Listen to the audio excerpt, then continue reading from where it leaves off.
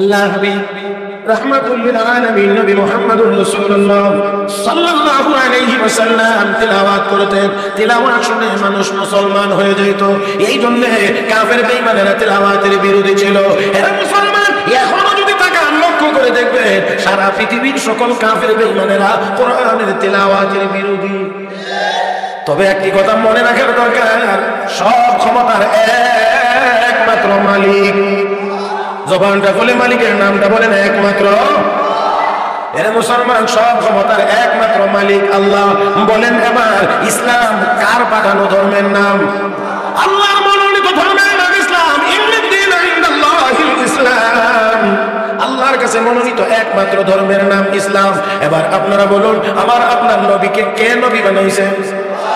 সমস্ত নবীদের নবী কে বানাইছেন? সাইয়্যিদুল মুরসালিন ইমামুল মুরসালিন কে বানাইছেন? আমার নবী সম্পর্কে আমার আল্লাহর ঘোষণা, ইয়া আইয়ুহার রাসূলু বাল্লিগ মা উনজিলা ইলাইকা মিন রাব্বিক ওয়া ইন লাম তাফআল ফামা বাল্লাগতা রিসালাতা ওয়াল্লাহু ইয়াসিমুকা মিনান নাস। হে রাসূল, আপনি পৌঁছায়া দেন, তাবলীগ করেন। যদি করেন না, রিসালাতের দায়িত্ব আদায় হবে না। নবী গো, আপনি দায়িত্ব পালন করতে গিয়ে যারা যত রকমের হামলা করবে, আপনাকে দুনিয়া থেকে বিদায় করে দেওয়ার যত ষড়যন্ত্র তারা করবে, সবগুলো থেকে হেফাজত করার জিম্মাদার আমি আল্লাহ।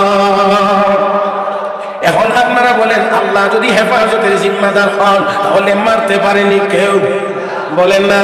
আমার আল্লাহ যদি হেফাজতের জিম্মাদার হন, ইউনূস আলাইহিস সালামকে মাছের পেটের ভিতরে সমুদ্রের তলদেশেও আল্লাহ বাঁচায়া রাখতে পারেন। আমার আল্লাহ যদি হেফাজত করেন, আকবর্জক জ্বলন্ত অগ্নিকুণ্ডলীর ভিতরেও ইব্রাহিম খলিলকে আমার আল্লাহ বাঁচাইতে আর জোরে।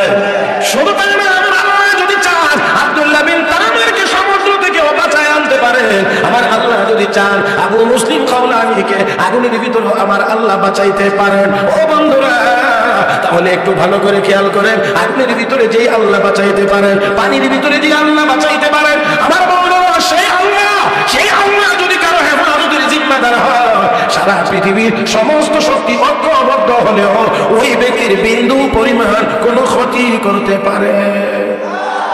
এই জন্য আমার নবীকে মারবার ষড়যন্ত্র কাফের বেঈমানেরা অনেকভাবে করেছে, অনেকভাবে। আবু জাহেল চেয়েছে গর্তের ভিতরে ফেলে দিয়ে আমার নবীকে মারতে, ঠিক না? ও মুসলমান, আমার নবীকে কাফের বেঈমানেরা চেয়েছে নবীর বাড়ি ঘেরাও করে একযুগে হামলা করে নবীকে মারতে।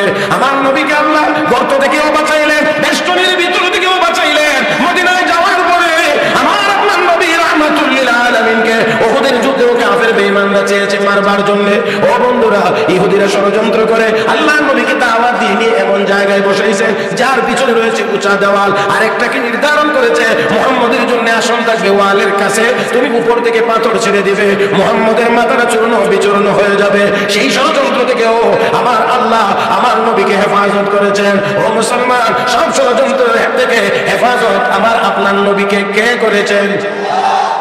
বন্ধুরা আমার, তাহলে আল্লাহ হেফাজত যদি করেন তাকে কেউ মারতে পারে? জোরে বলেন, জোরে বলেন, জোরে বলেন। হ্যাঁ বন্ধুরা, আল্লাহ যদি কারো হেফাজত করেন তাকে কেউ ধ্বংস করে দিতে পারে না। আমার নবীর হেফাজতের জিম্মাদার ছিলেন আল্লাহ। এই জন্য আমার নবীকে কাফের বেঈমানেরা শত ষড়যন্ত্র করেও ধ্বংস করে দিতে পারে না। এবার আওয়াজ করে আপনারা জবাব দেবেন, কোরআন কার কালাম?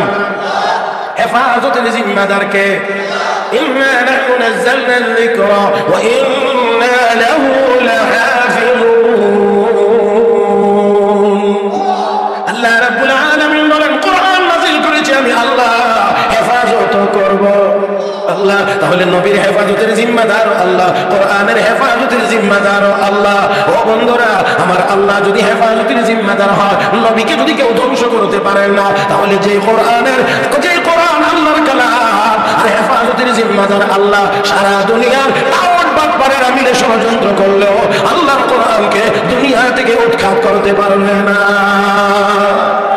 আর একটু জোরে, হে মুসলমান, কাগজে লেখা কোরআন, কোরআনের কপি, এই বলে অন্তত যদি আগুনে আল্লাহ না করুন আগুনে জ্বালায় দেওয়া হয়, সমুদ্রে যদি ভাসায় দেওয়া হয়, বর্তমান পৃথিবীতে 4 কোটি সিনার ভিতরে আল্লাহ কোরআন হেফাজত করেছে।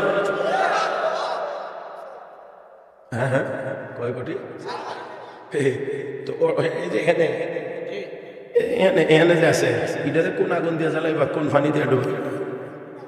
হ্যাঁ কাজে এই পাগলের দলের মাথার মধ্যে নাই কিছু।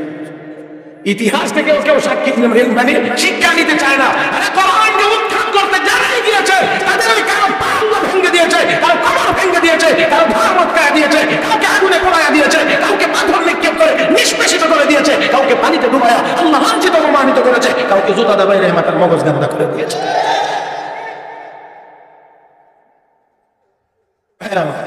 তাহলে আসেন, আমি সবগুলো বলতে পারবো না, হয়তো সময় আমার একেবারে কম বিদায় আমি কম সময়ে একটু দ্রুত বেশি কথা বলার চেষ্টা করব, আপনারা যদি মনোযোগী হয়ে শুনতে পারেন। আলহামদুলিল্লাহ আমার জবান আল্লাহ দিছে, এটা ইচ্ছা করলে মানে রিক্সার মতো চালাইতে পারে, আবার মোটর সাইকেলের মতো চালাইতে পারে। আলহামদুলিল্লাহ দুখন বলে একবার খতম তারাবির মতো বাস করবেন আল্লাহর রহমতে, এটাও আমি আল্লাহর রহমতে পারি। আমি গর্ব অহংকার করে বলছি না, পারি। যে এটা অনেক বুড়া মানুষ হিসাব করি ধৈর্যই রাখতে পারবেন না যে কথা কোন আন্দাজ শুরু হয়েছে শেষ কোন শিখে যাচ্ছে। তাই আমি একটু দ্রুতই বলার চেষ্টা করবো, আপনারা একটু খেয়াল করে মনোযোগী হয়ে একটু শুনবার চেষ্টা করবেন। নবীর 1 নম্বর ডিউটি কি? কোরআন তেলাওয়াত। মাদ্রাসার 1 নম্বর ডিউটি কি? এখন আপনারা বলেন মাদ্রাসার দরকার নাই, জোরে কন, আরো জোরে। তাহলে যারা কয় মাদ্রাসার দরকার নাই, আমি বলি তোমরা দরকার নাই। কথা কয় না? যারা বলে মাদ্রাসার দরকার নাই, আমি বলি তোমার কোনো দরকার নাই। এটা ওঠ, মাদ্রাসার দরকার নাই, বিসমিল্লাহর দরকার নাই, ইসলামের দরকার নাই। কে তো কত বড় সিয়ার হারায়া বিমানে সারা পৃথিবী ঘুরছে, কোনো দেশ গ্রহণ করতে রাজি হয় না। আমাকে ওভারটেক করবেন না, এটা কি বরকতি নাম বললে সব হইব? বাস যেমনি আছে এমনি থাকো। সব জিনিস শুধু বললেই এটার মজা থাকে না, না বললে যেটা মজা হয় এটাই মজা। আমার ভাইরা তাই শুন, আল্লাহর জমিন অনেক বড়, কিন্তু এদের জন্য অনেক ছোট ছোট ছোট। তাসলিমা বিসরি ইসলামের বিরুদ্ধে কথা বলে শেষ পর্যন্ত বুরকা পরে বাংলাদেশ থেকে পলায়ন করতে হয়েছে। সারা জীবন বুরকার বিরুদ্ধে সংগ্রাম, কিন্তু যখন দেখে অবস্থা ভালো না, পিঠের চামড়া থাকবে না, হাড্ডিও থাকবে না, তখন বুরকা পরিধান করে রাবিয়া বস্তি সেজে শুধু বাংলাদেশ থেকে না, কলকাতা যাওয়ার পরে এখানে একবার আন্দোলন শুরু হয়েছে। এরপরে কলকাতা সরকার যান বাঁচাইতে চাইলে আপাতত এখান থেকেও আপনি একটু সরেন, ওইখান থেকেও বুরকা পরে বাঁচতে। এবার দেখেন তাদের দুনিয়া কত ছোট, তাদের দুনিয়া কত ছোট, আল্লাহর দুনিয়া কত বড়। হ্যাঁ কত বড়। আল্লাহ আমাদের রেল লাইনে কত মানুষ, লঞ্চ টার্মিনালে কত মানুষ ঘুমায় থাকে, কথা না এইখানে ওইখানে এখানে ওইখানে ঘুমায় থাকে, আর এদের একটু ঘুমের জায়গা হয় না। আমার ভাইরা যে বেটা তো শাহেনশাহী আদতে ছিল, এই বেটা ইয়ারফোনের ফুলোর বিছনা আর ব্যাগদারে বালির বানায়।